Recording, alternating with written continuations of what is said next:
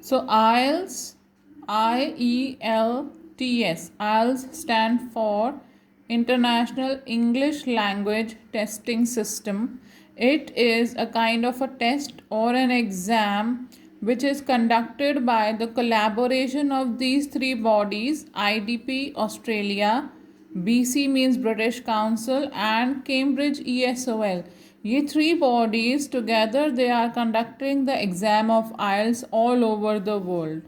IELTS basically is conducted to test the students who want to study abroad or those who wish to settle abroad or work abroad. If you wish to study abroad, then you have to take up the exam of IELTS academic. But if you wish to settle abroad permanently and work there, then you have to take up IELTS general training. अगर तो you are going abroad for studying, अगर आप पढ़ने जा रहे हो, then IELTS academic का exam book करवाना होता है आपने. अगर आप वहाँ पे सेटल अब्रॉड करना चाहते हो या फिर वहाँ पे वर्क वीज़ा वर्क परमिट लेना चाहते हो, then you have to go for IELTS GT और जनरल ट्रेनिंग भी इसको बोलते हैं. So this is the basics about IELTS. Now moving on. IELTS का एग्ज़ाम जो है it is divided into 4 parts, जिसको हम we call it modules: listening, reading, writing and speaking. Listening you get 1 hour, reading you get 1 hour, writing you get 1 hour, whereas speaking it is 11 to 14 minute test.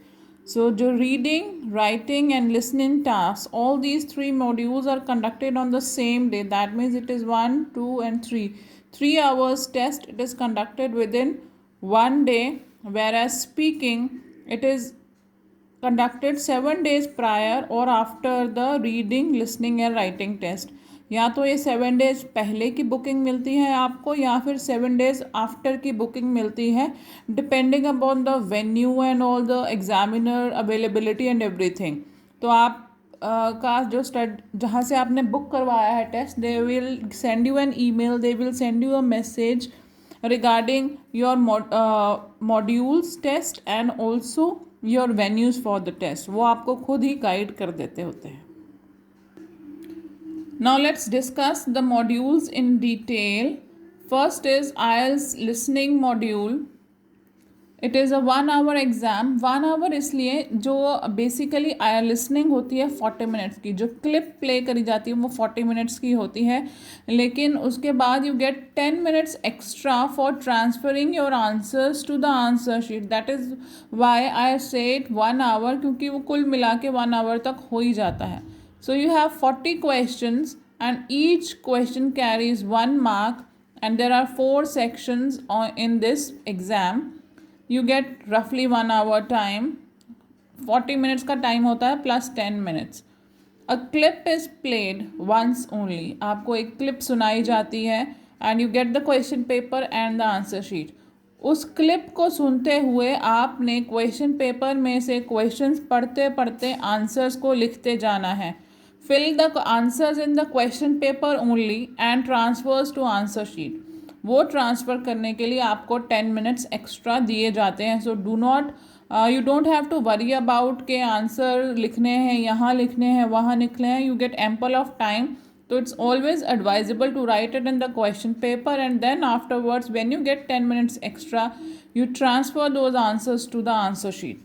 और इसमें कौन कौन से types के question आते हैं? It is can be a conversation, it can be an inquiry, it can be monologues. Monologues मतलब a speech is going on, a debate is going on, या कोई अपना व्यू पॉइंट दे रहा है, only one single person is speaking, and there can be speeches as well. These are some examples, और बहुत तरह के हो सकते हैं.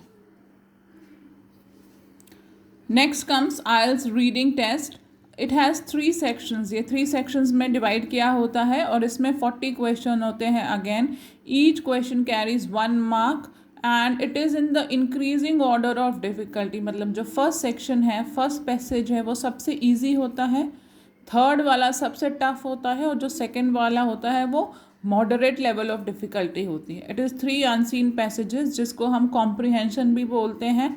आपको पैसेज दिए होते हैं और उन्हीं पैसेज के बेस पे आपको क्वेश्चन आंसर्स दिए होते हैं. आपने आंसर्स उन्हीं क्वेश्चंस को, उन्हीं पैसेज को पढ़ के ढूंढने होते हैं. Write answers in the answer sheet, and it is advisable that you write the answers in the answer sheet. And the type of questions that you get, it can be true false, it can be yes no question answers, give the titles, give the headings, और अगर ये passage है तो इसके heading क्या होनी चाहिए, etcetera etcetera. ये टाइप के क्वेश्चंस रीडिंग में होते हैं. Next comes IELTS writing part. Again you get 1 hour for this and 2 tasks. Task means questions. You get 2 questions in this. Task 1 is kind of a report writing. You get a bar graph, pie chart, table, flow chart, diagram, picture description etc. ये सब चीज़ें आपको दी जाती हैं. आपने उसको अपने form अपने वर्ड्स में लिख के एक रिपोर्ट के जैसे बनाना होता है. And task 2 is essay writing. You get essays. It can be opinion based, it can be advantages, disadvantages, or problem solving, this kind of thing. Time division is you get 20 minutes for task 1 and 40 minutes for task 2. कोई bell या कुछ ऐसा notification नहीं होता, लेकिन वहाँ पे clock लगी होती है. आपको एडवाइज्ड होता है you divide your time in such format because task 2 की हमेशा वेटेज ज़्यादा होती है. It is a lengthy task and task 1 की वेटेज कम होती है. तो that is why it is always advisable कि टास्क 1 के ऊपर, टास्क 2 के ऊपर आप ज़्यादा टाइम डिवोट करो. And word limit is task 1 it is 150 words and task 2 is 250 words. आप 20 to 30 वर्ड्स ऊपर लिख सकते हैं but not more than that.